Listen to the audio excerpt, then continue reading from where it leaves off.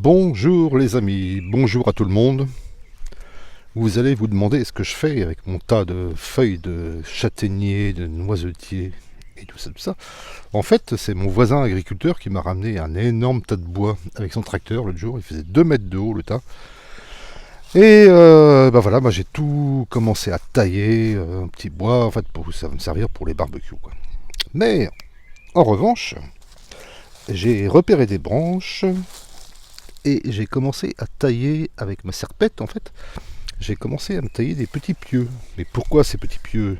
Je ne suis pas un vampire, je ne cherche pas à aller planter ces petits pieux dans le cœur des vampires. Et non, en fait, c'est justement ce que je vais vous présenter. Alors, vous êtes en train de regarder mes vidéos, n'hésitez pas à liker, à mettre un pouce, et à vous abonner, et à partager surtout, hein. Parce qu'en fait, le but de cette chaîne, je vous en ai déjà parlé un peu avant, c'est de partager, d'essayer de créer des liens dans la région et même au-delà de la région, pour qu'on puisse discuter des gens qui aiment cette vie dans la nature, la vie en cabane, le nomadisme, la permaculture, le potager, et voilà, et la vie à l'air libre et en liberté. Donc voilà, donc j'ai fait un tas de perches comme ça. Pourquoi, vous allez me dire? Tout simplement parce que je me suis fait des petites planches de culture, hein, pour planter mes semis que j'avais préparés à l'avance avec mon stock de graines que je vous montrerai un jour.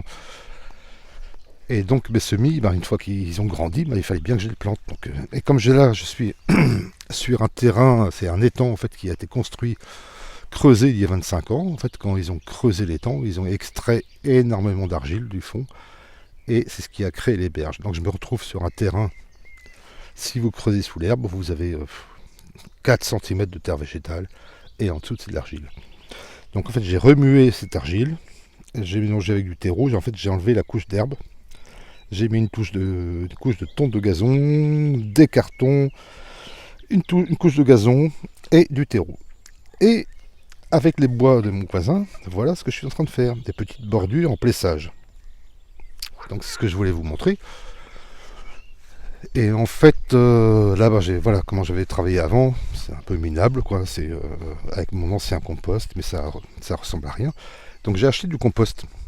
J'ai la chance d'avoir une usine à côté qui retraite les déchets et qui vend du compost pas très très cher. J'ai acheté la tonne de compost 65 euros.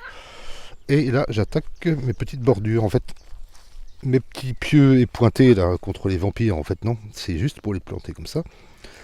Et là, il va m'en falloir... en fait, il m'en faut 9 pour 3 mètres. Donc là, il va me falloir 3 fois 9, je vous laisse compter.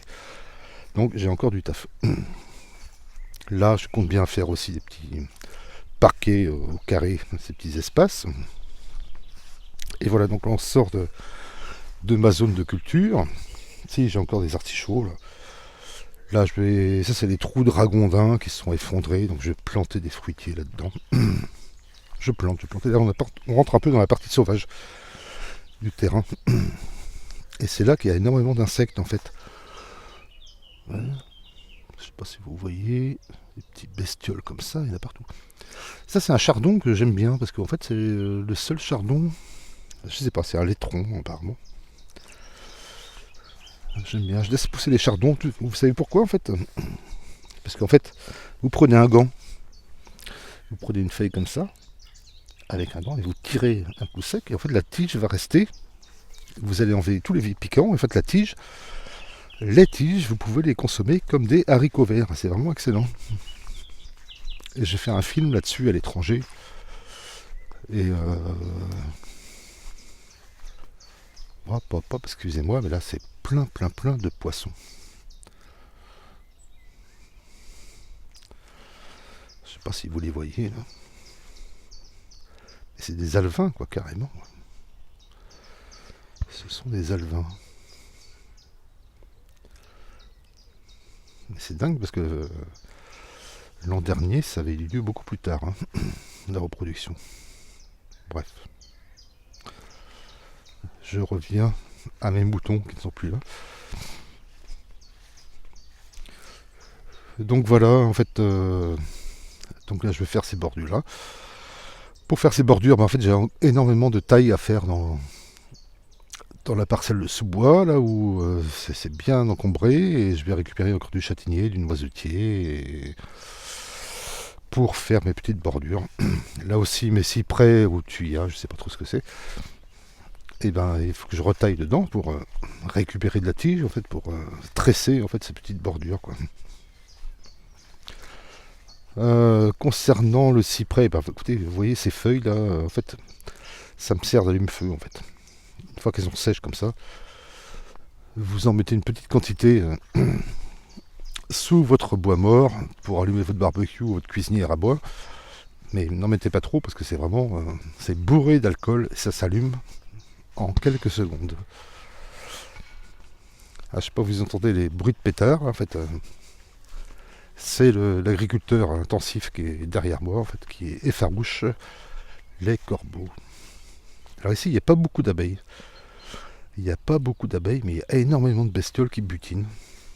Alors c'est entre la mouche et l'abeille. Je ne sais pas comment on trouve ce que c'est.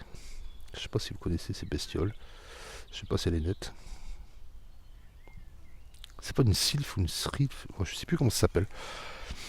Enfin, il y en a partout. Comme quoi la fécondation des fleurs se fait bien, même sans abeilles, en fait. Bon, j'ai l'intention de réinstaller ma ruche ici, mais ça va être tout un programme, ça aussi, parce que ça ne se fait pas comme ça. Là, j'ai un petit cabanon à l'arrière où j'ai un gros groupe électrogène qui me sert l'hiver. Donc je vais retourner pas à mes moutons parce que mes moutons ne sont plus là, mais je vais retourner à faire mes piquets là, parce qu'il y a du taf. Là c'est pareil, il y a des branches de sapin qui peuvent très très bien me servir aussi pour faire mes plessages là. Surtout que ce sapin je veux le virer. En fait cette haie bocagère, je veux garder uniquement des espèces locales, naturelles, et je laisse un peu comment dire la forêt prendre du terrain sur le bord de l'étang, que je veux que ça sans sauvageonne. J'aimerais bien que cet étang reprenne un air vraiment de plus en plus naturel, quoi. Mais c'est bien barré, de toute façon. Il y a pas mal de genêts. Vous savez que le genêt, c'est un symbole de fertilité, en fait. Dans le temps, les gens accrochaient des balais, faisaient des balais de genêt, pas comme tous les anciens faisaient, et ils accrochaient les balais de genêt donc au-dessus de la porte d'entrée pour faire fuir les mauvais esprits. Et aussi, ils accrochaient du genêt au-dessus du lit parce que ça fait revenir la fécondité pour les femmes, l'érection pour les hommes. Donc c'est tout un symbole ça fait fuir le mauvais œil aussi. Donc voilà, si vous avez des problèmes, n'hésitez pas à attacher du genêt au-dessus de votre lit. Voilà, bon, là, on a fait le tour. Voilà, vous voyez la partie un peu herbe aquatique